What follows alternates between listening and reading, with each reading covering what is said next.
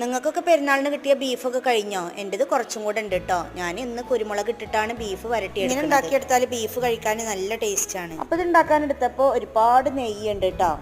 എൻ്റെ കുട്ടിക്കാലത്തൊക്കെ ഈ നെയ്യ് ഇങ്ങനെ ഉരുക്കിയിട്ട് ഇത് ഒരു കൽക്കനാക്കി തരും. നല്ല ടേസ്റ്റാണ് അപ്പോൾ ഇങ്ങനെ കഴിക്കാൻ.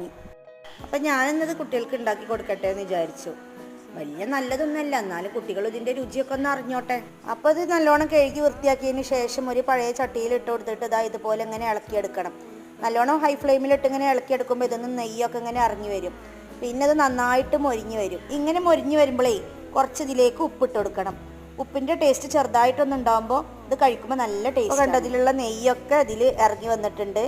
ഇതിലുള്ള ചണ്ടി മാത്രമാണ് നമുക്ക് കിട്ടിയിട്ടുള്ളത്. അപ്പം ഇതിൻ്റെ പേരാണ് കൽക്കൻ. ഇതിൽ കാണണ ഈ ബാക്കി എണ്ണ ഉണ്ടല്ലോ, അത് ഒഴിവാക്കുകയാണ് കേട്ടോ ചെയ്യുക. അപ്പം ഇനി ഞാനിത് കോരിയിട്ട് ഒരു ചിരട്ടയിലേക്കാണ് മാറ്റുന്നത്. അപ്പോൾ ഇവരിതിനിട്ട പേരെന്താണെന്നറിയോ? ചിരട്ട ഇറച്ചി.